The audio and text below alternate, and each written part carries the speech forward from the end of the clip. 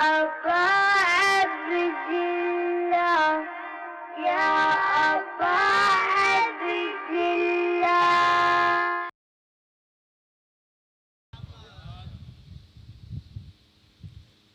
أعوذ بالله من الشيطان الرجيم.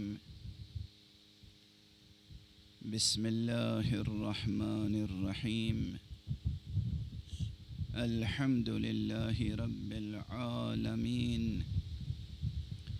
والصلاة والسلام على أشرف الخلائق أجمعين، سيدنا وسيد الأولين والآخرين، حبيبنا وحبيب إله العالمين، إمام المرسلين وخاتم النبيين، شفيع المذنبين ورحمة للعالمين، أبي القاسم المصطفى محمد.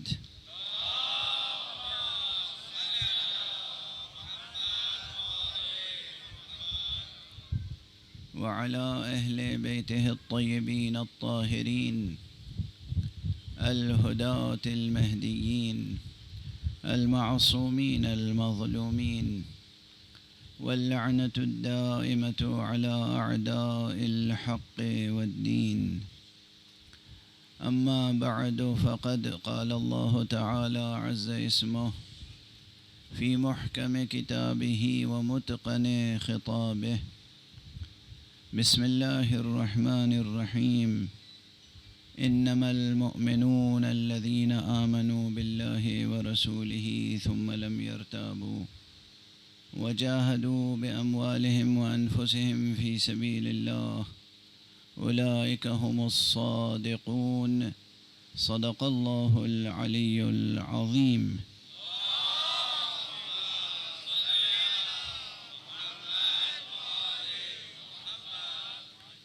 ایک اور بلندتر صلوات پڑھ لیں.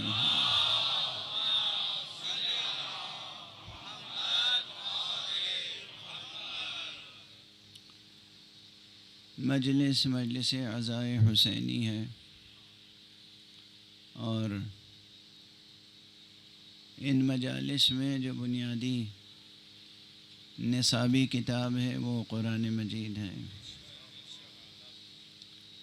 قرآن مجید کے سورہ مبارکہ حجرات کی ایک آیت میں گزشتہ 2 مجلسوں سے مسلسل تلاوت کر رہا ہوں. یہ آیت مختصر ہونے کے باوجود بہت طویل الذیل ہے، یعنی اس کے ذیل میں مطالب اور مضامین بہت زیادہ ہیں. اکثر عرض کیا کرتا ہوں کہ قرآن مجید کا کسی بھی مقام سے مطالعہ کیا جائے، قرآن مجید کی کسی بھی آیت کی تلاوت کی جائے، وہ اپنی ظاہری حیثیت سے تو مختصر ہوتی ہے، لیکن اس کے اندر معانی، مطالب، مضامین، مقاصد بہت بے کراں ہوتے ہیں. یہ آیت بھی اسی قبیل کی ہے. اس آیت کی بنیاد پر کلامی بحثیں بھی پیش کی جا سکتی ہیں، یعنی وہ بحثیں جو علم کلام سے متعلق ہیں.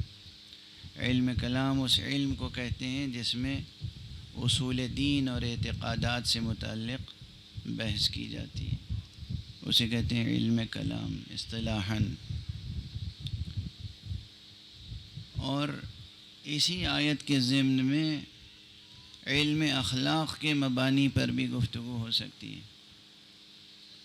کیونکہ جو اوصاف بیان ہوئے ہیں وہ اخلاقی اوصاف ہیں. اور میں سمجھتا ہوں کہ اس رخ سے گفتگو زیادہ ضروری ہے. علم کلام ایک عجیب، یہاں پر ماشاءاللہ ایک جلیل القدر عالم دین تشریف فرمائے، جناب مولانا علامہ سید غلام عباس صاحب اور حسین آغا. ماشاءاللہ وہ ایک مرد فاضل اور مرد مجتہد ہیں، اور ماشاءاللہ عمامے تو موجود ہیں، لیکن چونکہ خود میرے بیٹے ہیں اور میرے بیٹے کی طرح ہیں تو اب ان کی تعریف کرنا میرے لیے مناسب نہیں ہے، لیکن جو عزیز القدر اور اس مجمع میں نہ جانے کتنے اہل دانش، اہل بینش، اہل بصیرت ہوں گے. بہرحال اس ضمن میں علم اخلاق کے مبانی پر بھی گفتگو کی جا سکتی ہے، اور یہ گفتگو بہت ضروری ہے. علم کلام یہ نام اس لیے اس کا پڑا کہ دراصل یہ علم پیدا ہوا ہے سیاسی آویزشوں کی بنا پر.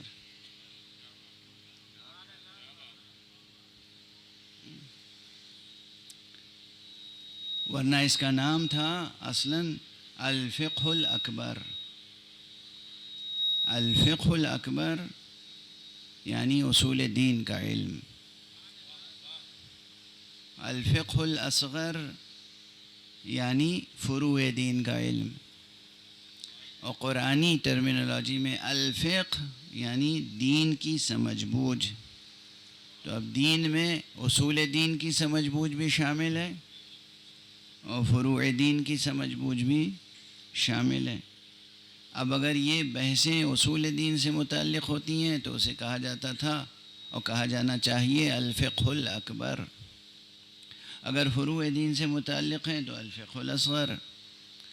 لیکن ہوا کچھ یوں کہ لفظ الفقہ مخصوص ہو گیا فروع دین کے مسائل سے، اور اصول دین کی بحثیں علم کلام کہلانے لگیں. یہ سیاسی سازشوں اور آویزشوں کی بنا پر ہوا. بہرحال اب یہ بالکل ایکیڈمک ریسرچ کا موضوع ہے تو یہاں دیر تک ہم اس پر گفتگو نہیں کریں گے، لیکن ایک جملہ عرض کر دیا میں نے، جس کا چاہے اس پہ تحقیق کرے اور نتائج تک پہنچے. اخلاقی مباحث ایسے مباحث ہیں، اخلاقی بحثیں، اخلاقی مسائل جو اصول سے فروع تک شامل ہیں. اصول دین کے مباحث بھی اصلاً ان پر یقین لانے کی دعوت کیوں دی گئی؟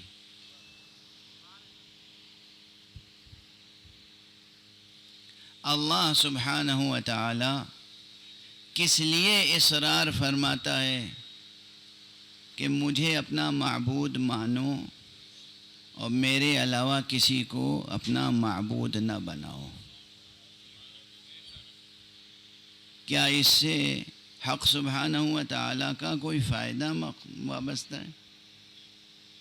وہ تو غنی علی الاطلاق ہے، وہ بے نیاز مطلق ہے.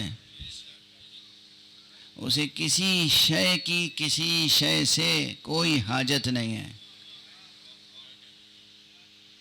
تو پھر یہ اصرار و تاکید کہ یہ جان لو، یہ سمجھ لو کہ میں ہی تمہارا خالق ہوں اور معبود ہوں اور میرے علاوہ کسی کی عبادت جائز نہیں ہے.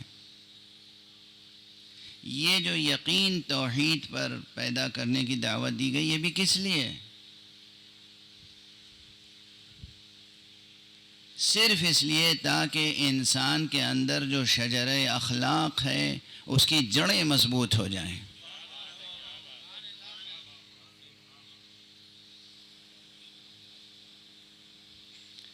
یہ جو شجرہ اخلاق ہے اس کی جڑیں صرف اور صرف آب حیات یقین سے پروان چڑھتی ہیں. یقین. جب انسان کو ایک معبود برحق پر یقین حاصل ہوگا تو معبود تو بلند ہے ہی، خود وہ انسان جو اس بلند ہستی پر یقین رکھے گا وہ اپنے اندر اس بلندی کو پائے گا کہ کسی پست کے سامنے پیشانی نہیں جھکائے گا.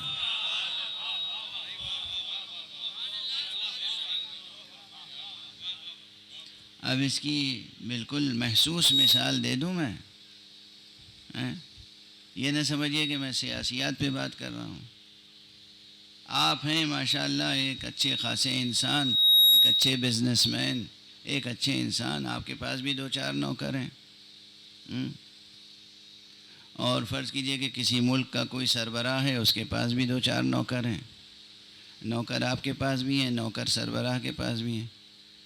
وہ آپ کے نوکر سمجھتے ہیں کہ وہ آپ کے نوکر ہیں. سربراہ ملک کے نوکر سمجھتے ہیں کہ میں سربراہ ملک کا نوکر ہوں. تو وہ جو سربراہ ملک کے نوکر ہیں وہ آپ کے نوکروں کو کیا سمجھتے ہیں؟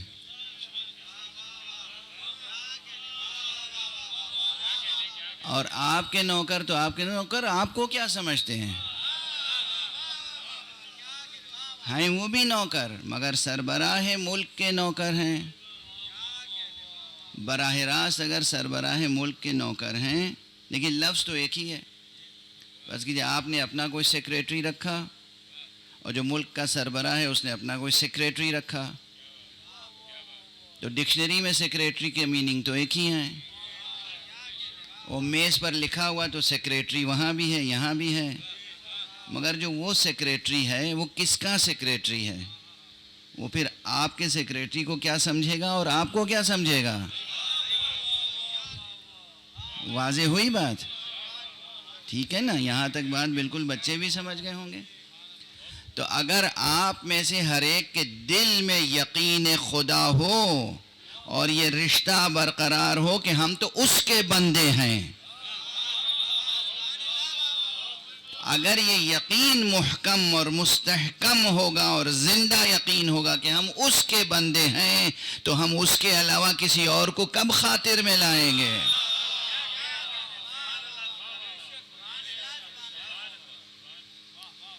اور نہ صرف یہ کہ ہم خاطر میں نہیں لائیں گے، کوئی اور بھی اگر کسی کو احساس ہو گیا نا کہ اس کے دل میں یقین خدا ہے، تو یقین رکھیے کہ وہ آپ سے ٹکرائے گا نہیں.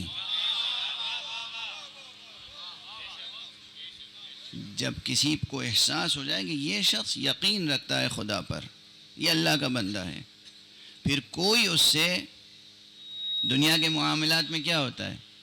ماشاءاللہ رشوتیں تو لی دی جاتی ہیں خوب، مگر اگر واقعی کسی بندے کے بارے میں معلوم ہو کہ یہ 5 وقت کا نمازی ہے، اللہ والا ہے، تو اس سے کہتے ہوئے بھی آدمی ڈرتا ہے کہ میاں میرا کام کر دو، فائل آگے بڑھا دو، میں کچھ دوں گا. وہ ڈرتا ہے کہ یہ اللہ کا بندہ ہے، یہ 5 وقت کا نمازی ہے، کہیں ایسا نہ ہو میری فائل ردی کی ٹوکری ہی میں نہ ڈال دے.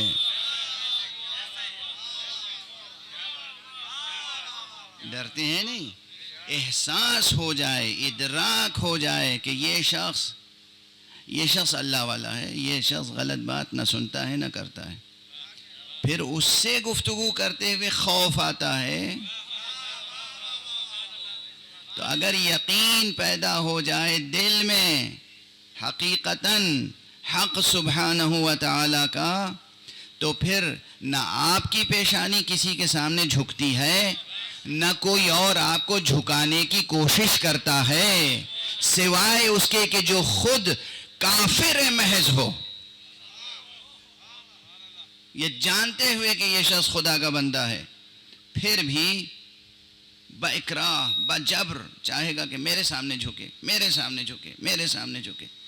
یہ جب اللہ کے کسی بندے کو یہ جانتے ہوئے کہ یہ اللہ کا بندہ ہے پھر بھی اپنے سامنے جھکانے کی کوشش کرے، اس کے معنی یہ ہے کہ اس کا مقابلہ اس بندے سے نہیں ہے، یہ خدا سے مقابلہ کر رہا ہے.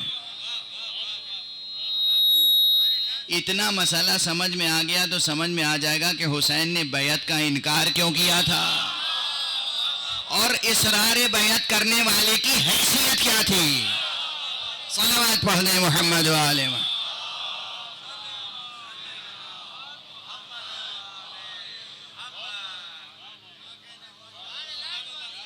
ایک اور صلوات پڑھ دیں محمد و آل محمد.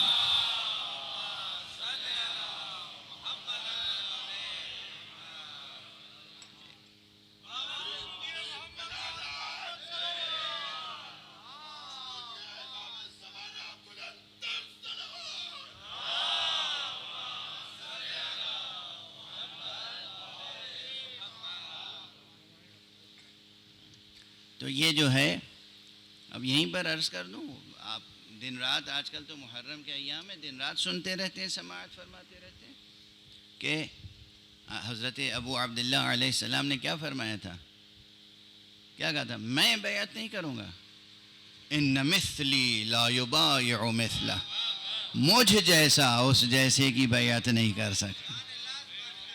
ہر وہ فرد جو یقین خدا رکھتا ہے، جو اللہ کو اللہ مانتا ہے، معبود مانتا ہے، کلمہ لا الہ الا اللہ پر یقین رکھتا ہے، اور جو محمد رسول اللہ صلی اللہ علیہ وآلہ وسلم کی نبوت پر یقین رکھتا ہے، وہ ایسے شخص کی بیعت کیسے کر سکتا ہے جو کہتا ہو کہ بنی ہاشم نے تو کھیل کھیلا تھا، نہ کوئی فرشتہ نازل ہوا تھا، نہ کوئی وحی نازل ہوئی تھی؟ کیا اس کی بیعت جائز ہے؟ اس کی بیعت شرعی ہے؟ اس کی بیعت شرعی ہے؟ اس کی خلافت شرعی ہے؟ نہ اس کی خلافت شرعی ہے، اور نہ ان لوگوں کی کوئی شرعی حیثیت ہے جو اس کی خلافت کو شرعی ثابت کرنے کی کوشش کرتے رہتے۔ ایک صلوات پڑھ دیجئے محمد والے۔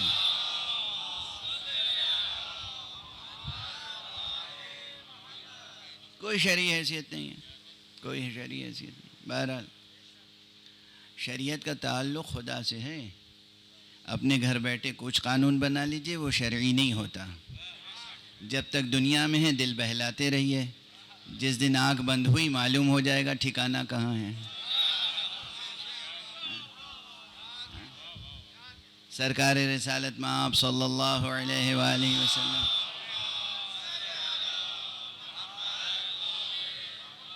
کا ارشاد گرامی ہے، فرماتے ہیں فتویٰ کے مقام پر بہت سے لوگ فتویٰ دیتے ہیں، کچھ لوگ فتویٰ نہیں دیتے، لفظ فتویٰ استعمال نہیں کرتے، رائے دیتے ہیں۔ لوگ فتویٰ اور رائے میں کیا فرق ہے؟ بہرحال تو حضرت کا ارشاد ہے کہ من افتى بغیر علم فلیتبوأ مقعدہ من النار، جو فتویٰ دے، رائے دے بغیر علم کے، اس کا ٹھکانہ جہنم ہے۔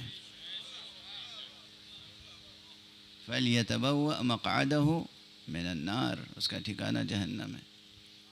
تو دینی مسائل میں فتویٰ دینا اور رائے قائم کرنا ایسا آسان نہیں ہے۔ بہرحال بات تو پھر شاخ در شاخ بڑھتی چلی جاتی ہے۔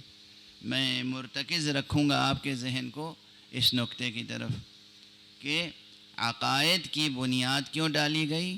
عقائد یعنی حقیباز حقیقتوں پر یقین لانا، یقین پیدا کرنا کیوں لازم قرار دیا گیا؟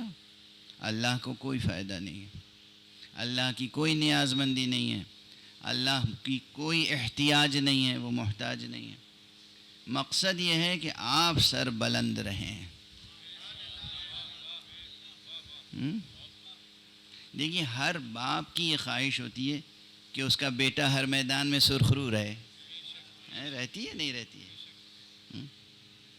ہر ماں یہ چاہتی ہے کہ اس کی اولاد سربلند و سرخرو رہے۔ اللہ تو خالق ہے آپ کا، اللہ بھی یہی چاہتا ہے کہ آپ ہر جگہ سربلند و سرخرو رہیں۔ اب آپ انسان ہو کر اور خدا نخواستہ پتھر کے آگے پیشانی جھکائیں، درختوں کے آگے پیشانی جھکائیں، حیوانات کے آگے پیشانی جھکائیں، یا اپنے جیسے انسان کے آگے پیشانی جھکائیں، تو بہرحال یہ سرخروئی اور آبرومندی تو نہیں ہے۔ آبرومندی اور سرخروئی یہ ہے کہ آپ ما سوی اللہ کسی کے سامنے سر نہ جھکائیں۔ اللہ خود نظر نہیں آتا، توجہ رکھیے گا، ایک جملہ کیا اعزاز بخشا ہے اس نے آپ کو۔ اللہ خود دکھائی نہیں دیتا، خود نظر نہیں آتا، اور کوئی بھی وہ شے جو ان آنکھوں سے نظر آتی ہو اس لائق نہیں ہے کہ اس کے آگے آپ پیشانی جھکائیں۔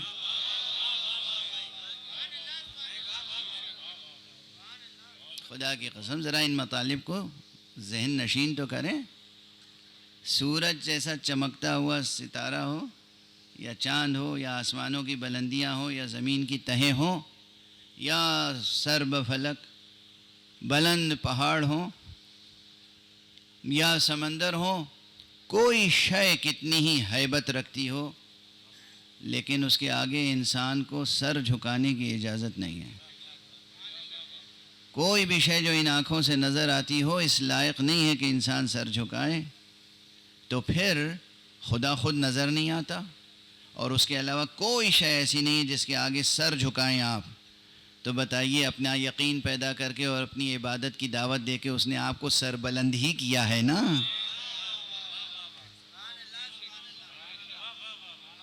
آپ سر بلند ہیں یا نہیں؟ اسی طرح تمام حقائق کی بات ہے کہ حقیقت توحید پہ یقین پیدا کریں، حقیقت نبوت پہ یقین پیدا کریں، حقیقت ولایت پر یقین پیدا کریں۔ نبوت و ولایت پر بھی یقین پیدا کرنے کی دعوت جو دی گئی وہ اس لیے تاکہ ایک طرف تو وہ نظر نہیں آتا، تو پھر یہ احساس پیدا نہ ہو جائے کہ وہ تو نظر نہیں آتا، تو پھر ہمارے لیے ظاہری طور پر سہارا کون ہوگا؟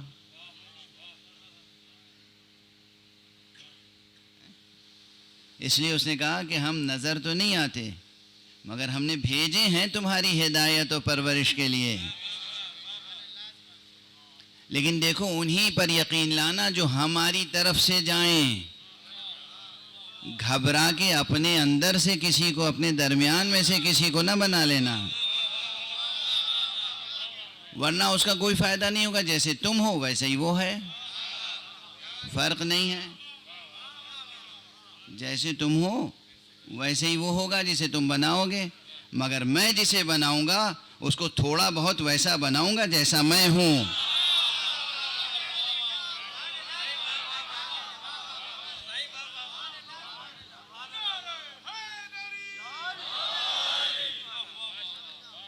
تم جو بناؤ گے اپنا جیسا بناؤ گے، میں جو بناؤں گا اپنی پسند کا بناؤں گا، اپنے صفات کا مظہر بناؤں گا، اور اس کے اخلاق تمہیں یہ بتائیں گے، اس کی سیرت تمہیں یہ بتائے گی کہ وہ ادھر کے آئے ہوئے بندے ہیں، وہ اللہ کے مخصوص بندے ہیں جنہیں اللہ نے تمہاری ہدایت اور رہنمائی اور پرورش کے لیے بھیجا ہے۔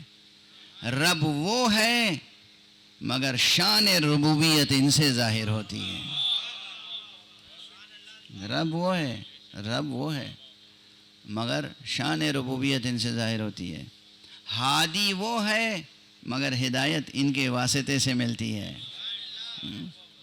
اس لیے یہ یقین لازمی ہے کہ اللہ بھی ہے، نبی بھی ہیں، اور نبی کے بعد ائمہ علیہم الصلاۃ والسلام کا سلسلہ بھی ہے، اولیاء اللہ کا وجود بھی ہے، ان کے وجود کا انکار نہیں کیا جا سکتا۔ اور یہ ان تمام حقائق پر اور روز آخرت پر، ان تمام حقائق پر، اللہ کے وجود اور اس کی یکتائی پر، اللہ کی صفت عدل پر، اور اللہ کی دیگر جملہ صفات پر، صرف عدل نہیں، عدل ہے، علم ہے، حکمت ہے، رحم ہے، کرم ہے، جتنی بھی اللہ کی صفتیں ہیں، پھر نبوت پر، پھر امامت پر، پھر روز آخرت پر، ان تمام حقیقتوں پر یقین لانے کا غرض کا مقصد ایک ہے، وہ یہ کہ آپ کے چھوٹے سے، بظاہر چھوٹے سے وجود میں جو ایک بڑا وجود پنہا ہے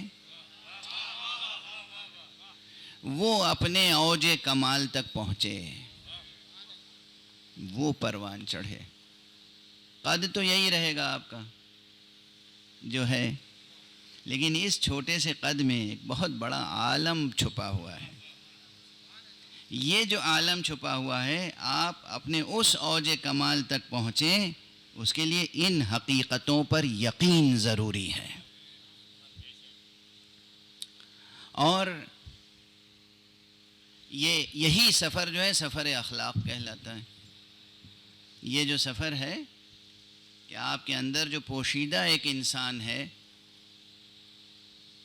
وہ انسان اپنے مراتب کمال تک پہنچے، یہی سفر اخلاقی ہے، یہی سیر و سلوک ہے، یہی عرفان عملی ہے، اور کچھ نہیں ہے عرفان عملی۔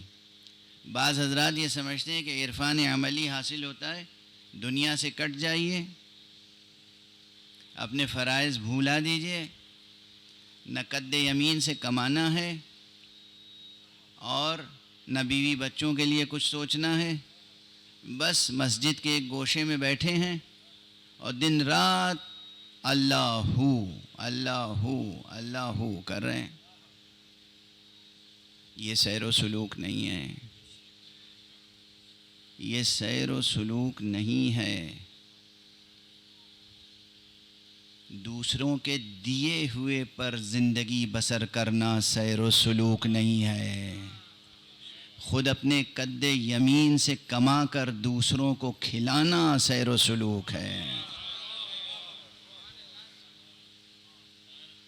یہ سیر و سلوک نہیں ہے، ہرگز ہرگز۔ اس سے روح ترقی نہیں کرتی، نفس ترقی نہیں کرتا۔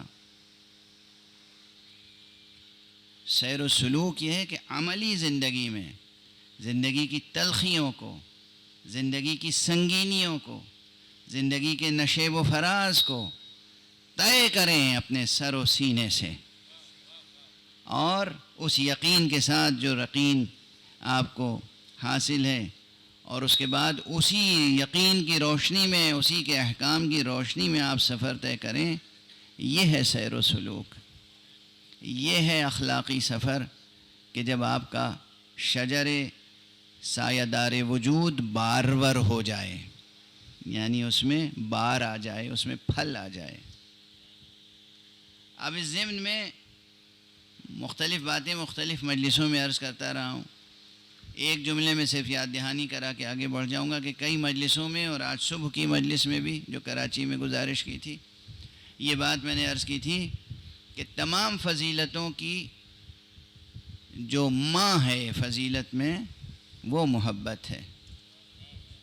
یہ سبق بھولیے گا نہیں، محبت ہے۔ لیکن محبت کے بعد اور کون سی چیزیں ہیں، اور محبت کے ساتھ ساتھ اور کون سی چیزیں ہیں؟ چونکہ کسی کو جنم دینے کے لیے اللہ کے علاوہ، اللہ کا تو وجود ہے، وجود خالص، غیر اللہ جو کچھ بھی ہے اس میں دو عناصر کا ہونا ضروری ہے۔ ایک عنصر ماں کے طور پہ کام کرتا ہے، ایک عنصر باپ کے طور پر، تب شجر پروان چڑھتا ہے۔ سورہ یاسین پڑھی ہے نا؟ سورہ یاسین میں ہے کہ ہر شے کو اللہ سبحانہ و تعالیٰ نے، یہ دوئی ہر جگہ موجود ہے، زوج پیدا کیا ہے، ازواج پیدا کیا ہے۔ ازواج یعنی دو مل کر ایک زوج، ایک جوڑا بنتے ہیں، جوڑا بنایا ہے ہر چیز کو۔ تو محبت تو میں کئی مجلسوں سے کہہ رہا ہوں کہ ام الفضائل، ام المناقب، ام الصفات محبت ہے۔ ابو الفضائل کیا ہے؟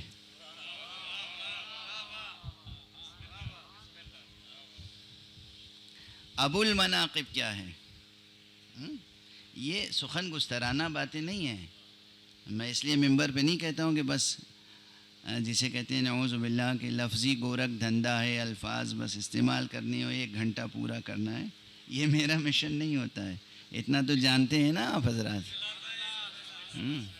یہ سب گفتگو اس لیے ہوتی ہے کہ ذہن نشین ہو، اور جب کوئی گفتگو واقعی ذہن نشین ہو جاتی ہے نا تو وہ اپنا کام کرتی رہتی ہے، وہ وجود میں، ہستی میں، ذہن میں، دل میں اپنے آثار پیدا کرتی ہے۔ ام الفضائل محبت ہے، ام المناقب، ام الصفات محبت ہے۔ ابو الفضائل، ابو المناقب، ابو الصفات علم ہے۔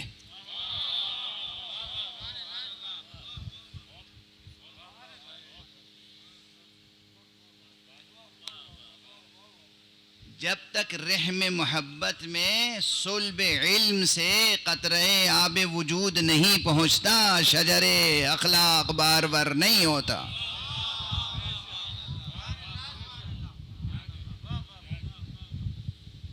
علم، اسی لیے تمام آسمانی صحیفوں میں علم کی قدر و منزلت پہ زور دیا گیا، اور خود نبی کریم صلی اللہ علیہ وآلہ وسلم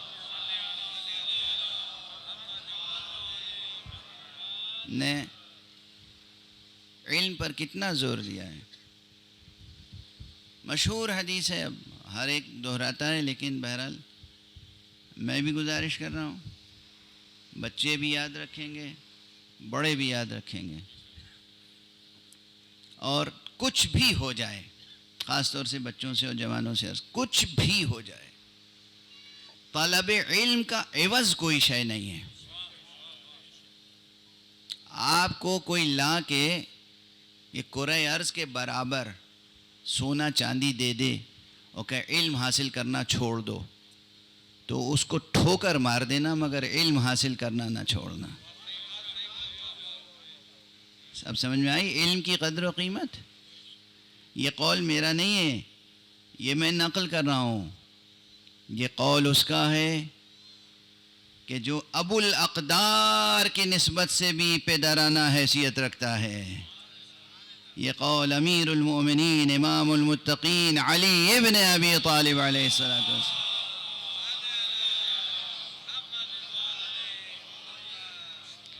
آپ کا ارشاد ہے کہ طلب علم کا عوض کچھ نہیں ہے، کوئی شے طلب علم کا عوض نہیں ہو سکتی، اس کے مقابل میں نہیں ہو سکتی کہ کوئی شے کوئی دے دے، کوئی ضمانت دے دے، ارے بھئی تمہیں کیا کرو گے پڑھ لکھ کے، کھانا ہی کمانا تو ہے۔ پڑھنے لکھنے کے لیے وہی منع کرتے ہیں جن کی نظر بس کھانے کمانے پہ ہوتی ہے، لیکن اللہ کی، رسول کی، امام کی نظر صرف کھانے کمانے تک محدود نہیں ہے، آسمانوں پر چھا جانا ہے، تمہیں بلند ہونا ہے، بلند ہونا ہے، تمہیں زمین تک محدود نہیں رہنا ہے، آسمانوں تک جانا ہے، آسمانوں تک نہیں عرش تک جانا ہے، تمہیں ایسا وجود پیدا کرنا ہے کہ تمہارے نقش قدم کے لیے عرش منتظر ہو۔ یہ شاعرانہ و خطیبانہ مبالغہ نہیں ہے، انسان کی بڑی قدر و قیمت ہے، اور اس انسان کے اندر بڑے امکانات پوشیدہ ہیں۔ ان امکانات کو پروان چڑھانے کے لیے سائنس کافی نہیں ہے، خوب سائنس پڑھیے، لیکن یہ یاد رکھیے کہ سائنس یہ بتاتی ہے کہ چاند کس ڈائریکشن میں چل رہا ہے، سورج کس ڈائریکشن میں چل رہا ہے، چاند اور سورج و ستاروں کی رفتار کیا ہے، کائنات کس رفتار سے آگے بڑھ رہی ہے اور پھیل رہی ہے۔ سائنس کے آگے وہ ہے جو سورج کی رفتار پلٹ دیتا ہے، چاند کو دو ٹکڑے کر دیتا ہے، اور چشم زدن پلک جھپکتے بھر میں وہ اس کائنات کو اور اس کے علاوہ نہ جانے کتنی کائناتوں کو طے کر کے منزل مقصود تک جاتا ہے اور پلٹ آتا ہے۔ ایک صلوات پڑھ دیجئے محمد وآلہ۔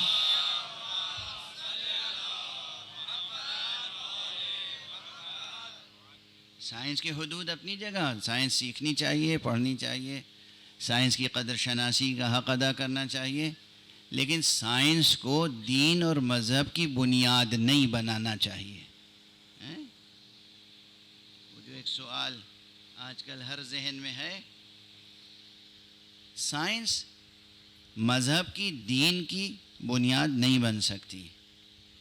سائنس ٹھیک ہے، سائنس خدمت گزار ہے، سائنس یہ بتانا جانتی ہے کہ گھر کیسے بنے گا، لیکن سائنس گھر میں رہنے والے مکین کی تعمیر نہیں کر سکتی۔ اب جملہ کہوں، سائنس مکان کی تعمیر کر سکتی ہے، مکین کی تعمیر نہیں کر سکتی۔ مکین کی تعمیر دین کرتا ہے، اور اگر مکین اچھا نہ ہو تو کیا ہوتا ہے؟ مکین اگر اچھا ہو، یعنی رہنے والا اگر وہ باذوق ہے، تربیت یافتہ ہے، تو کسی اچھے مکین کو ویرانے میں بھی چھوڑ دیجئے تو اسے گلشن بنا دے گا،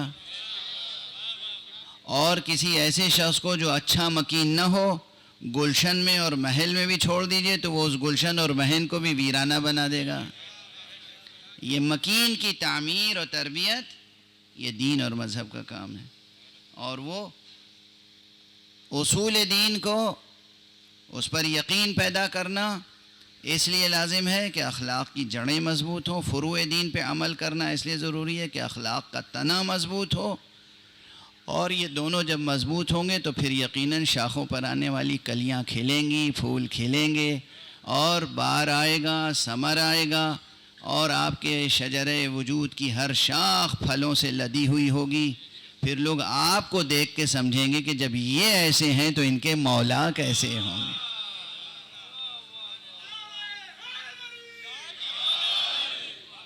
بالکل ایسے ہی جیسے ہم اپنے مولا کو دیکھ کے یہ سمجھتے ہیں نا کہ جب مولا ایسے ہیں تو خدا کیسا ہوگا. مظہریت کے یہی معنی ہیں، اس سے زیادہ نہیں. مظہریت کے یہ معنی ہیں کہ ہم مولا کائنات امیر المومنین علی ابن ابی طالب علیہ السلام کو دیکھ کر یہ سمجھ جاتے ہیں کہ اللہ اکبر، یہ علی ہیں، یہ کسے سجدہ کر رہے ہیں، یہ جسے سجدہ کر رہے ہیں وہ کیسا معبود ہوگا. خدا کی قسم میں تو اپنی دعاؤں میں کہتا ہوں کہ آمنت برب محمد و علی، آمنت برب محمد و علی. میں تو رب کو پہچانتا ہی نہیں ہوں. میں کیا ہوں، میری بساط کیا، میں رب کو پہچان سکتا ہوں؟ میں کہتا ہوں آمنت برب محمد و علی، میں تو محمد و علی کے رب پہ ایمان لایا ہوں. یہ طریقہ ہمیں قرآن نے سکھایا ہے. یہ قرآن نے طریقہ سکھایا ہے. جب جناب موسیٰ و ہارون کے تذکرے میں آپ پڑھیں گے کہ جب دنیا کے جادوگر ان کے سامنے اعجاز اور سحر کا فرق واضح ہو گیا تو سب کے سب سجدے میں گر پڑے. اور جب فرعون نے پوچھا کہ یہ کیا کیا، کہا آمنا برب موسیٰ و ہارون، ہم تو موسیٰ اور ہارون کے رب پر ایمان لائے ہیں. اگر وہ موسیٰ اور ہارون کے رب پر ایمان لا کے کمال ایمان پر پہنچ سکتے ہیں تو ہم رب محمد و علی پر ایمان لا کر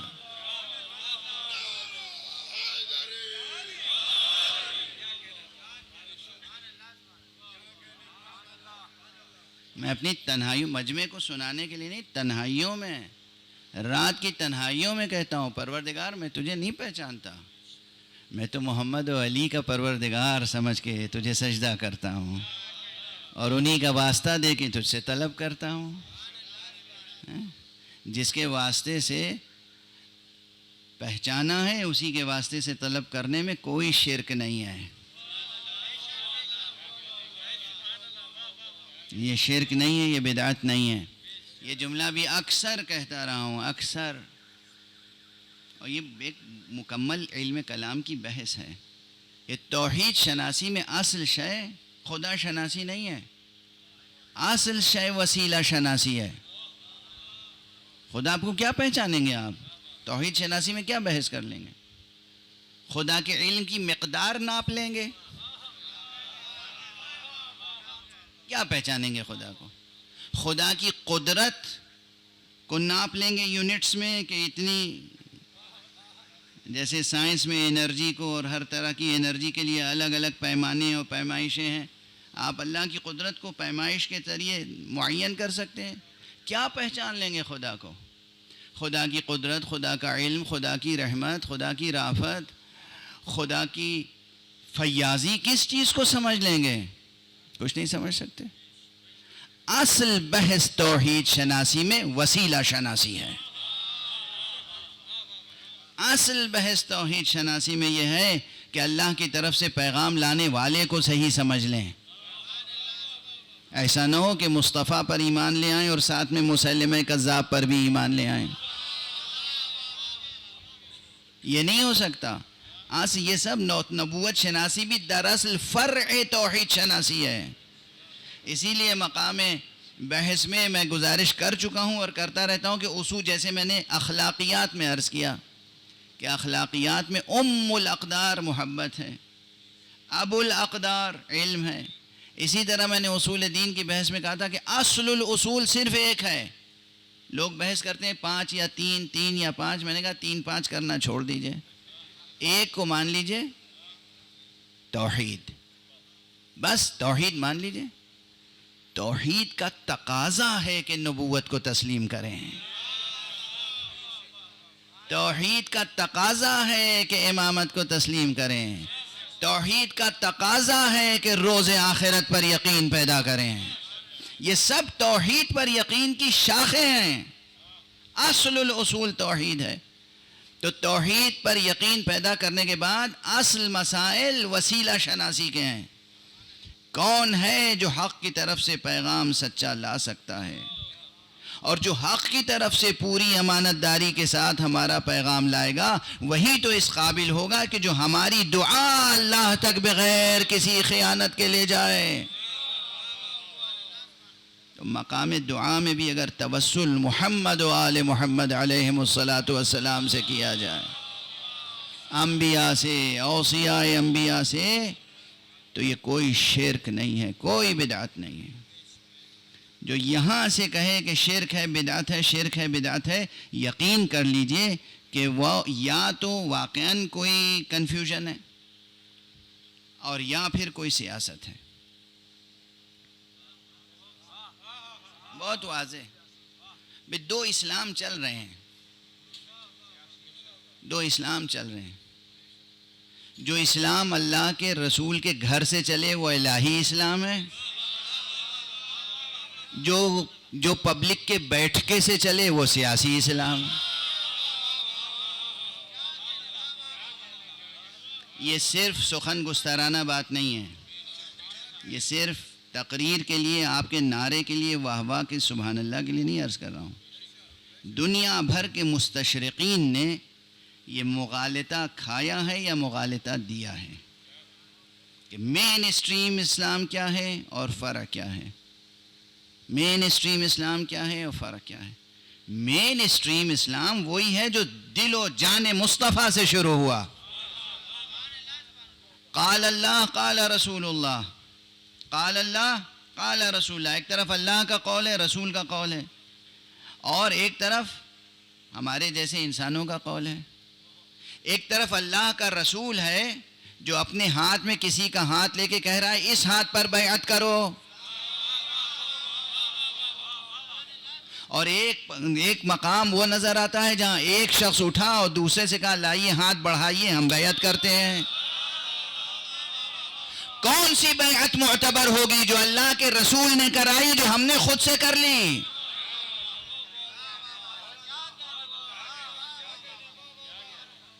جو اللہ کے رسول نے بیعت کرائی وہ بیعت ہوگی الہی، وہاں تقدس ہوگا.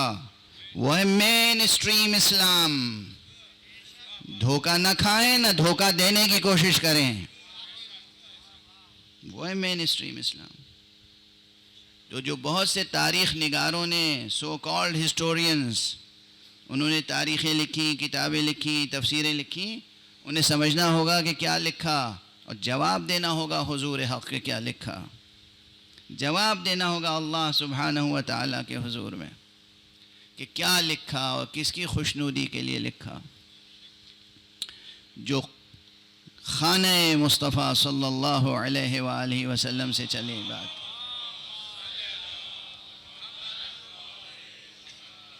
وہ ہے الہی اسلام. اور باقی سیاسی اسلام تو کہیں سے بھی چل سکتا ہے. تو سیاست کا دخل کہیں دین میں اس طرح سے نہیں ہونا چاہیے. دین خالص ہے، دین خالص ہے، دین خالص ہے. الدین للہ، دین اللہ کے لیے ہوتا ہے، کسی اور کے لیے نہیں. مخلصین لہ الدین، دین بس اللہ کے لیے، کسی اور کے لیے نہیں. اگر اللہ کے لیے سوچتے ہیں، اللہ کے لیے فکر کرتے ہیں، اللہ کا یقین ہے دل میں، تو پھر یقین رکھیے کہ آپ کا شجر اخلاق بارور ہوگا اور آپ کے قدم بہت بلندیوں تک پہنچیں گے، عرش تک پہنچیں گے. عرش تک میں عرض کر رہا ہوں، عرش تک آپ کے قدم پہنچ سکتے ہیں اگر آپ ذات حق پر پورا یقین رکھتے ہیں اور صحیح وسیلوں کو پہچانتے ہیں. مصطفیٰ صلی اللہ علیہ وآلہ وسلم.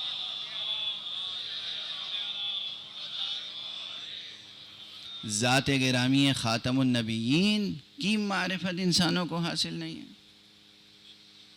لیکن بہرحال جس حد تک بھی حاصل ہے، چونکہ یہ تو ہے لطف رب سے کہ وہ نظر آتے تھے دونوں آنکھوں سے.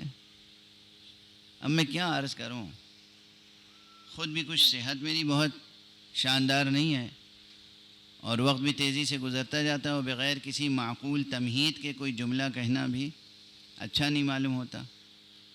ورنہ تاریخوں میں ایسے ایسے منظر ہیں، تاریخ میں، رجال میں، حدیث میں، بعض حضرات ایسے تھے کہ جن کے لیے کہا جاتا ہے کہ ہمیشہ رسول اللہ کے ساتھ رہتے تھے، ہمیشہ. اور ایک انتہائی صحیح کتاب کی یہ روایت ہے کہ ایک مجمع میں وہ تنہا پہنچے، ان سے پوچھا گیا کہ تم رسول کے شمائل بیان کرو، چونکہ جو پوچھنے والا تھا اس نے حضور کو کبھی نہیں دیکھا تھا. حضور کیسے تھے، ان کا چہرہ کیسا تھا، ان کا ظاہری جسم کیسا تھا، ان کی شکل، ان کے شمائل کیسے تھے. تو وہ جو شب و روز ساتھ رہتے تھے اور رہنے کے دعوے دار تھے اور واقعاً بظاہر رہتے تھے، ان سے شمائل بیان نہ ہو سکے. ان کا مجھ سے نہیں پوچھنا ہو تو علی ابن ابی طالب سے پوچھو.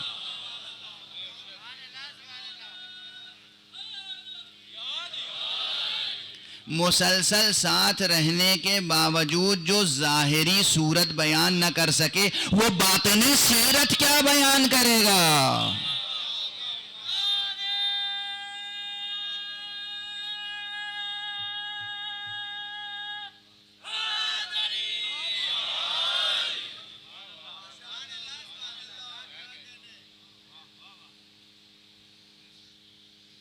یعنی میں روزانہ آپ کے سامنے آتا ہوں ممبر پر اور بہت سے لوگوں کے سامنے یوٹیوب پر. اگر میری داڑھی، میرا چہرہ، میرا عمامہ کیسا ہے یہ کوئی ڈسکرائب نہ کر سکے تو وہ یہ کیا بتائے گا کہ میں کتنا پڑھا لکھا ہوں، میرے علم کی کیا کیفیت ہے، میرے اندر اور صفتیں کیا ہیں، میں کتنا تحمل رکھتا ہوں، بردبار ہوں یا کہ مغلوب الغضب ہوں، مجھے جلدی غصہ آ جاتا ہے یا بہت دیر تک میں برداشت کرتا ہوں، معاملے میں کیسا ہوں، کھرا ہوں یا نہیں ہوں. کیا بیان کرے گا؟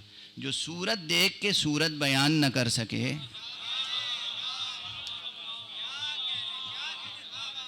وہ سیرت کیا بیان کرے گا؟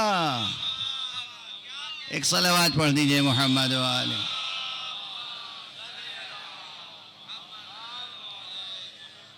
تو اب ایک جملہ اور کہہ لینے دیجئے. اور وہ جملہ کیا ہے؟ توحید شناسی میں اصل چیز ہے وسیلہ شناسی، اور دین شناسی میں اصل چیز ہے ماخذ دین کو پہچاننا. کہاں سے دین لیں، کس سے دین لیں. یہ سب بحثیں منتہی ہوتی ہیں اسی ایک نقطے پر کہ ہمیں اپنی ذات کو آتش جہنم سے بچانا ہے، ہلاکت سے بچانا ہے، نابودی سے بچانا ہے، اور ہمیں عروج و ارتقاء کا سفر طے کرنا ہے. بات بے اختیار چلی جا رہی ہے، بے ارادہ آگے بڑھتی چلی جا رہی ہے، میں بھی پڑھتا چلا جا رہا ہوں. ایک صلوات پڑھ دیجئے محمد و آلہ.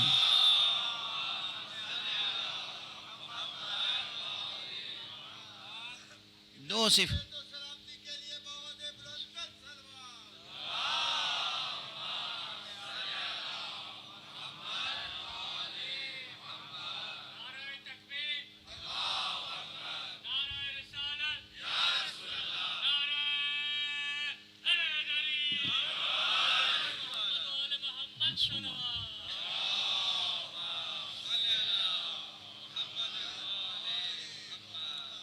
لیکن یہ چھوٹی چھوٹی باتیں نہیں ہیں، بڑی آسانی سے میں بڑی بڑی باتیں کہتا چلا جا رہا ہوں.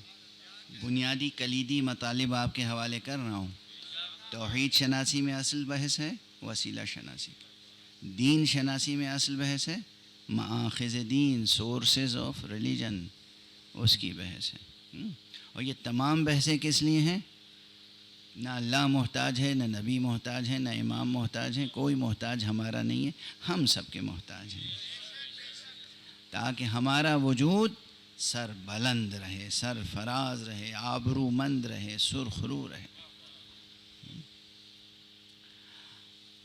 اب جو اگلا مرحلہ ہے، میں نے دو اس ضمن میں صفات کی طرف بھی زور دیا کہ ہم میں سے ہر دل میں محبت ہونے چاہیے اور ہر ذہن میں نور علم ہونا چاہیے.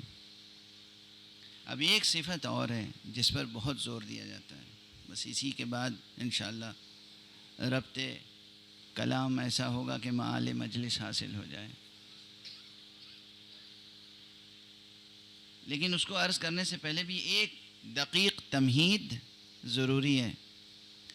اس سے پہلے بھی اشارہ کر چکا ہوں مجلسوں میں، جتنی صفتیں وجودی ہوتی ہیں نا، یعنی جو صفتیں پائی جاتی ہیں، وجودی کا مطلب پائی جانے والی، یعنی جو صفتیں پائی جاتی ہیں ہماری ہستی میں، متن وجود میں، جسم میں نہیں، بدن میں نہیں. شجاعت کہاں پائی جاتی ہے؟ بدن میں. کتنے لوگ ہم نے دیکھے ہیں بڑے دراز قد،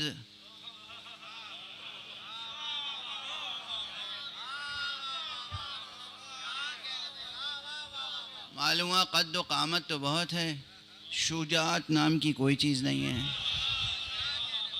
تو یہ شجاعت کہاں پائی جاتی ہے؟ بدن میں. یہ باتیں یاد رہیں گی نا، جوانوں کو بھی یاد رہیں گی. کتنے لوگ ہم نے دیکھے ہیں کہ بظاہر بسطتاً فی الجسم ہوتے ہیں، صرف کہ جسم بہت بھاری بھرکم ہے، لیکن قوت، شجاعت، علم، بردباری کچھ نہیں. خوب بڑا سا جسم ہے اور ذرا سی بات ہو تو ایسے لرز جاتے ہیں کہ جیسے معلوم ہوتا ہے کہ ان کے پاس صبر و برداشت ہے ہی نہیں.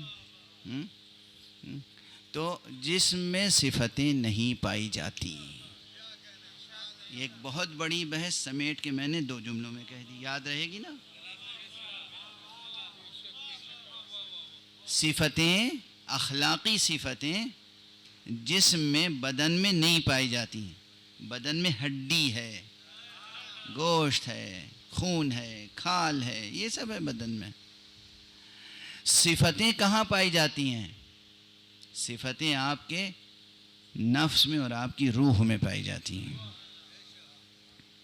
صفتیں جسم کو ناپا جا سکتا ہے، تولا جا سکتا ہے، ٹکڑے ٹکڑے کیا جا سکتا ہے اور ٹکڑے ٹکڑے کر کے جوڑا جا سکتا ہے. یہ سب صفتیں کس کی ہیں؟ جسم کی. روح کو نہ ناپا جا سکتا ہے، نہ تولا جا سکتا ہے، نہ ٹکڑے ٹکڑے کیا جا سکتا ہے، نہ جوڑا جا سکتا ہے. میڈیکل سائنس کی پیوند کاری بدن کے کام آتی ہے، روح کے کام نہیں آتی.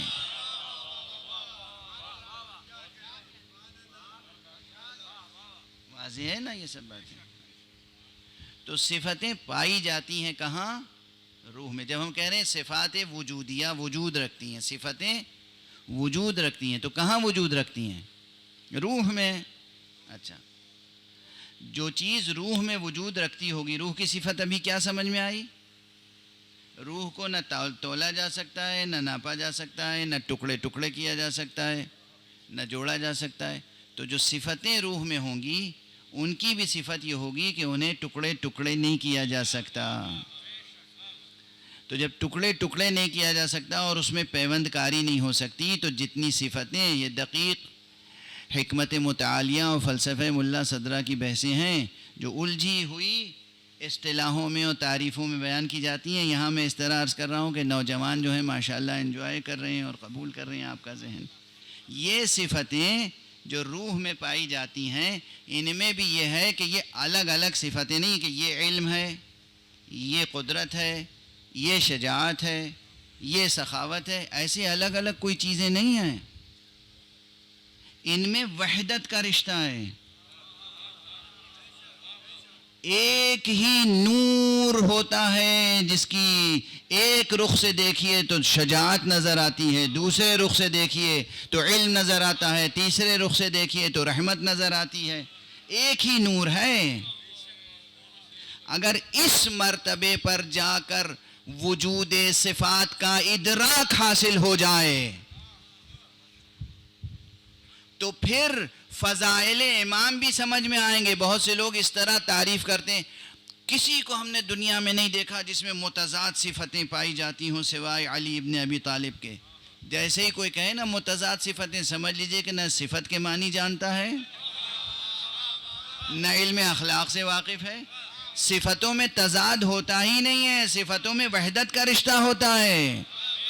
لوگ کہتے ہیں متضاد صفتیں کیا ہیں؟ ایک علم، ایک شجاعت. علم اور شجاعت متضاد صفتیں نہیں ہیں، ان میں وحدت کا رشتہ ہے. اسی لیے حقیقتاً جہاں علم ہوتا ہے وہیں شجاعت ہوتی ہے، اور جہاں شجاعت ہوتی ہے حقیقی وہیں علم ہوتا ہے.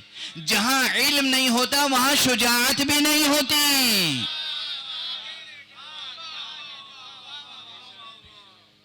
اب یہ کوئی مناظرانہ بات نہیں ہے، یہ شاعرانہ بات نہیں ہے، یہ میں فلسفہ وجودی، فلسفہ نفس، فلسفہ روح، فلسفہ اقدار کی روشنی میں، حکمت متعالیہ کی روشنی میں عرض کر رہا ہوں. واضح رہے یہ شاعرانہ مضمون نہیں ہے. اور اس لیے عرض کر رہا ہوں کہ اسی لیے جو پوری کائنات میں سب سے بڑا عالم تھا، خدا نے اسی کو سب سے بڑا شجاع بھی بنایا.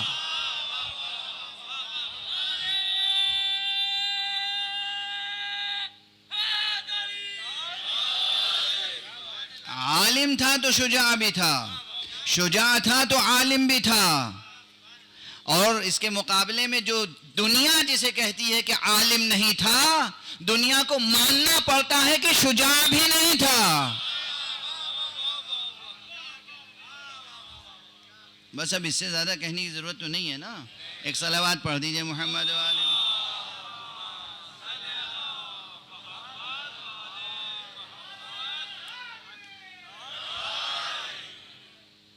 ایک اور صلوات پڑھ دیجئے محمد.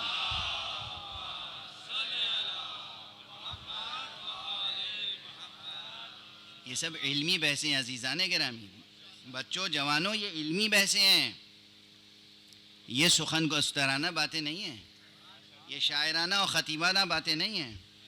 جو عالم تھا وہی شجاع تھا، جو عالم اور شجاع تھا وہی امانت دار بھی تھا، جو امانت دار تھا وہی صادق القول بھی تھا، جو امین ہوگا وہی صدیق ہوگا،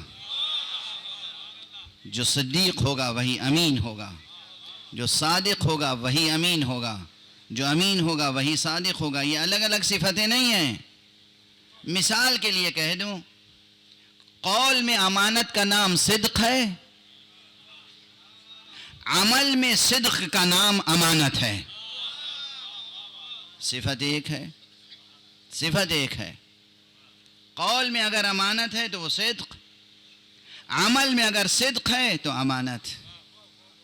جہاں سے بھی جس رخ سے بھی بحث کریں، وجودی صفات جو روح میں پائی جاتی ہیں، جو روح میں پائی جاتی ہیں، یعنی جن کا بازار میں خریدا جانا ممکن نہیں ہے. جھوٹی سندیں تو خریدی جا سکتی ہیں، علم نہیں خریدا جا سکتا. اتنی بات سمجھ میں آ گئی؟ جھوٹی سندیں خریدی جا سکتی ہیں، علم نہیں خریدا جا سکتا. اور چونکہ علم خریدا نہیں جا سکتا تو پھر مجبور ہوتا ہے جھوٹی سندیں خریدنے والا بھی کہ جب واقعی کوئی مسئلہ درپیش ہو تو وہاں جائے جہاں علم حاصل ہو سکتا ہے. ایک صلوات پڑھ دیجئے محمد والے.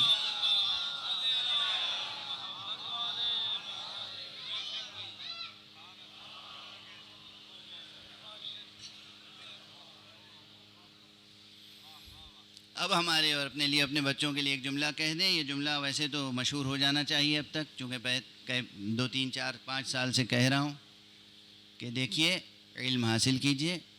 اور علم حاصل ہوتا ہے، خریدا نہیں جاتا، لیکن حاصل ہو سکتا ہے. اللہ سبحانہ و تعالیٰ نے جو وسائل بنائے ہیں، جو طریقے بتائے ہیں، وہ وسیلے، وہ طریقے اختیار کیے جائیں تو علم حاصل ہو جاتا ہے. اور ہمیشہ علم حاصل کرنا چاہیے. حضرت نے فرمایا ہے کہ اطلب العلم من المہد الی اللحد، ماں کی آغوش سے لے کے قبر کی آغوش تک علم حاصل کرتے رہو. اس لیے ہم میں سے کوئی بھی یہ نہ سمجھے کہ فارغ التحصیل ہو گیا. جس نقطے کو آپ سمجھیں گے فارغ التحصیل ہو گئے، وہ نقطہ مرگ ہوتا ہے، وہ لمحہ مرگ ہوتا ہے. یعنی آپ نے اپنی روحانی موت اختیار کر لی. ہمیشہ علم حاصل کرتے رہنا چاہیے. اور علم کے حاصل کرنے سے اور محبت کی آغوش میں علم کو پروان چڑھانے سے یہ ہوتا ہے کہ ہمارا اور آپ کا شجر وجودی بار بار ہوتا ہے. پھر اس میں وہ تمام صفتیں پیدا ہوتی ہیں جو باقی صفتیں، صدق، وفا، صدق اور وفا میں بھی رشتہ ہے. تمام اقدار میں ایک خاص قدر ہے جسے کہتے ہیں وفا. یہ وفا کیا ہے؟ علم عرفان میں تو توحید کے تقاضوں کو پورا کرنے کا نام وفا ہے. علم عرفان میں وفا کی بھی یعنی جتنی قدریں ہیں نا، ویلیوز، ان کے یہ الفاظ تو مشترک ہیں لیکن ان کی ڈیفینیشنز بھی الگ الگ ہیں. علم اخلاق میں الگ ہے، علم عرفان میں الگ ہے. علم اخلاق میں الگ ہے، علم عرفان میں الگ ہے. تو وفا کی تعریف جو علم اخلاق میں ہے وہ الگ ہے، لیکن جو علم عرفان میں ہے وہ یہ ہے کہ توحید حق صمدی کے تقاضوں کو پورا کرنا وفا ہے. اسی کو ہم ظاہر ہے کہ شاعری کی زبان میں کہتے ہیں کہ عشق کے تقاضوں کو پورا کرنا وفا ہے. اب چونکہ طاقت ساتھ نہیں دے رہی ہے اس لیے گفتگو کو سمیٹ دیتا ہوں. میں نے دیکھا آپ کے چہروں کو، بس ایک لفظ وفا میری زبان پر آیا اور ذہن آپ کا کہیں اور پہنچ گیا. چونکہ آج یہ جو مجلس عزا ہے بطور خاص، اس میں تذکرہ اس شخصیت کا ہوتا ہے کہ جسے ہم پروردگار وفا کہتے ہیں.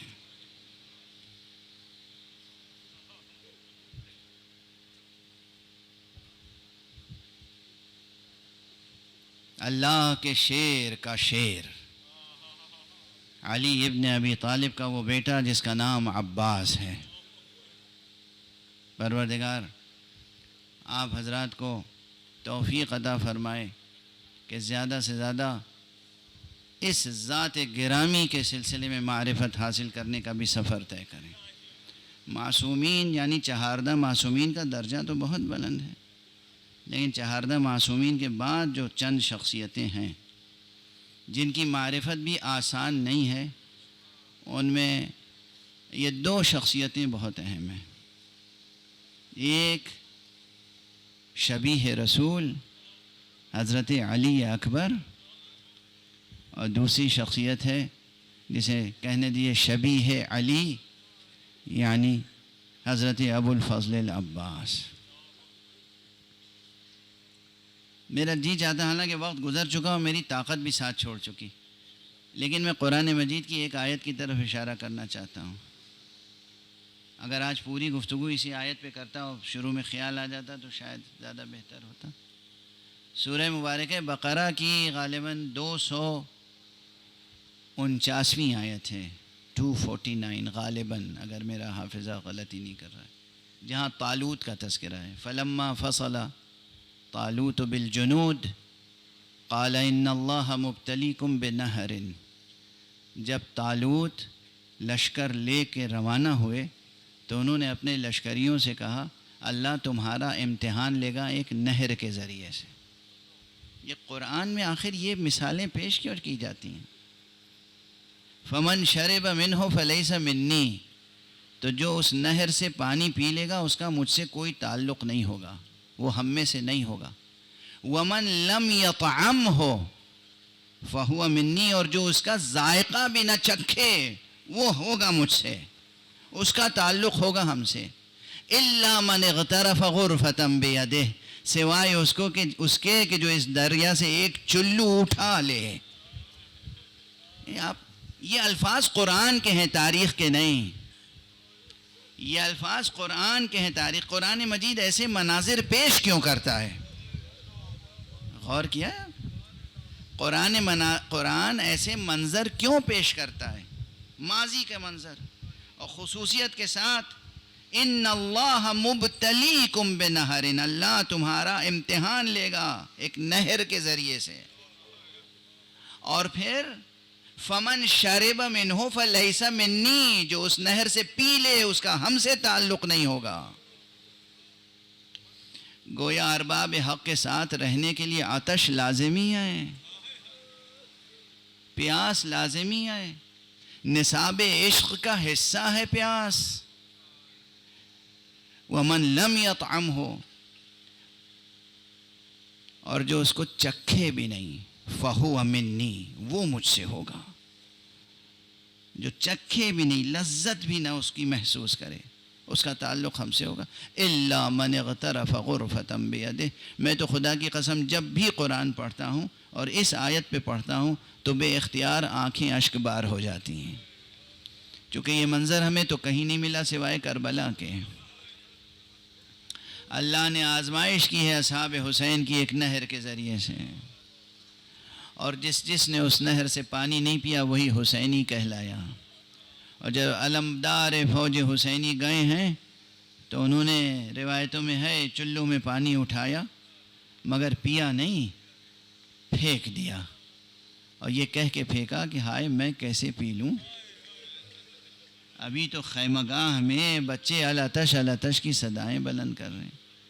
ابھی تو میرے آقا سید الشہداء، ابھی تو حضرت ابو عبداللہ پیاسے ہیں، کیسے ممکن ہے کہ میں پی لوں. حضرت عباس علیہ السلام کے فضائل اپنی جگہ بے قرار ہیں، آپ کے مصائب اپنی جگہ بے قرار ہیں، مگر آپ منتظر ہیں. شبیہ تابوت بھی ہے، شبیہ علم بھی ہے. اس لیے بس 2-3 فقرے عرض کروں گا تاکہ بیان کا سلسلہ ماتم سے جڑ جائے. آقا ابو الفضل العباس کے تمام مصائب میں ایک مصیبت بہت اہم ہے. جناب ام البنین نے جب یہ خبر سنی کہ آقا حسین شہید ہو گئے تو خبر سنانے والے سے کہا تو کیا کہہ رہا ہے؟ حسین کیسے قتل ہو سکتے ہیں؟ مگر میرا بیٹا عباس نہیں تھا ساتھ میں. کہنے والے نے کہا عباس حسین سے پہلے قتل کر دیے گئے تھے. کہ یہ ممکن کیسے عباس قتل ہو جائے؟ کہا عباس یوں قتل ہوئے کہ وہ شمشیر زنی کر رہے تھے، تلوار چلا رہے تھے، مگر ان کا ایک شانہ پہلے ایک شقی نے قلم کر دیا، اس کے بعد دوسرا شانہ قلم کیا. جیسے ہی بی بی نے دونوں شانوں کے قلم ہونے کا تذکرہ کیا بس اب آگے کچھ نہیں پوچھا. کہا ہائے میرے لال، گھوڑے سے زمین پر آتے ہوئے ہر بہادر پہلے ہاتھ زمین پر ٹیک لیتا ہے، میرے لال تو کیسے زمین پر آیا ہوگا؟ اجرکم علی اللہ، اجرکم علی اللہ، اجرکم علی اللہ. خدا آپ کو کسی غم میں نہ رلائے سوائے غم اہل بیت کے. اللہ نے یہ آنکھیں دی ہیں تو ان آنکھوں کو ہمیشہ غم اہل بیت کے آنسوؤں سے تر رکھے اور سوائے غم اہل بیت کے کسی اور غم میں نہ رلائے. چند فقرے اور مصائب کے عرض کر لینے دیجئے، چند فقرے عرض کر رہا ہوں. آقا عباس کے مصائب بے کرا ہیں، بے پناہ ہیں. جب آقا عباس چلے ہیں خیمہ گاہ سے، سب سے پہلے آقا حسین کے پاس تشریف لائے تو کیا کہا؟ آقا سب تو شہید ہو گئے، اب مجھے بھی اذن جہاد عطا کر دیجئے. تو آقا نے فرمایا، آپ سماعت فرماتے رہتے ہیں کہ بھیا عباس تم تو میرے لشکر کے سپہ سالار ہو، تم تو علمدار لشکر ہو. ایک حسرت کے ساتھ حضرت عباس نے داہنے دیکھا، بائیں دیکھا اور نظریں جھکا کے آقا سے کہا آقا وہ لشکر کہاں رہ گیا جس کا میں علم بر. اجرکم علی اللہ. آقا سے باصرار جب جنگاہ کی اجازت لی، آقا نے کہا اگر جانا ہی ہے تو پھر سن رہے ہو خیمہ گاہ میں بچے الاتش الاتش کی صدائیں بلند کر رہے ہیں، کچھ پانی کی سبیل کرو، یعنی کچھ پانی لانے کی راہ ہموار کرو. حضرت ابو الفضل نے مشکیزہ لے لیا، علم سنبھال لیا، نیزہ سنبھال لیا اور پشت فرس پہ بیٹھے جنگاہ کی طرف تشریف لے گئے. کیا ہیبت تھی قمر بنی ہاشم کی. اب وقت نہیں ہے کہ میں تفصیلات عرض کروں، آپ کی ہیبت ہی سے پورا لشکر لرز رہا تھا. معمولی سی جد و جہد کے بعد دریا پہ قبضہ کیا. اور آقا کی وفاداری کی شان تو اپنی جگہ، آپ اکثر سنتے رہتے ہوں گے آقا کا وفادار راہوار بھی ایسا وفادار تھا کہ آپ نے بار بار گھوڑے کو اشارہ کیا کہ وہ پانی پی لے، مگر گھوڑے نے بھی پانی نہ پیا. آقا نے ایک چلو ہاتھ میں اٹھایا اور دریا کے منہ پہ پھینک دیا. مشکیزہ بھرا، مشکیزہ لے کے واپس چلے اور ابھی میں عرض کر چکا ہوں، ایک شقی نے داہنا ہاتھ قلم کیا، ایک شقی نے بایاں ہاتھ قلم کیا. جب دونوں ہاتھ قلم ہو گئے آپ نے مشکیزے کو دانتوں سے تھاما، لیکن اشقیاء نے جب مشکیزے کو بھی تیر کا نشانہ بنا لیا تو آقا ابو الفضل نے گھوڑے کا رخ پھر خیمے کی طرف سے موڑ دیا. چونکہ یہ واقعہ بعض ارباب مقاتل نے، بعض تذکرہ نگاروں نے تفصیل سے لکھا ہے کہ جب آقا حسین چلے ہیں اور اس شہید کی عظمت کو سلام، جس شہید کے شہادت پہ آقا حسین یہ کہیں بھیا عباس تمہاری شہادت سے میری کمر ٹوٹ گئی، اب راہ چاروں تدبیر مسدود ہو گئی. جناب ابو الفضل کی شہادت پر یہ فقرے سرکار سید الشہداء نے فرمائے ہیں. اور سرکار سید الشہداء جب خود فرس پر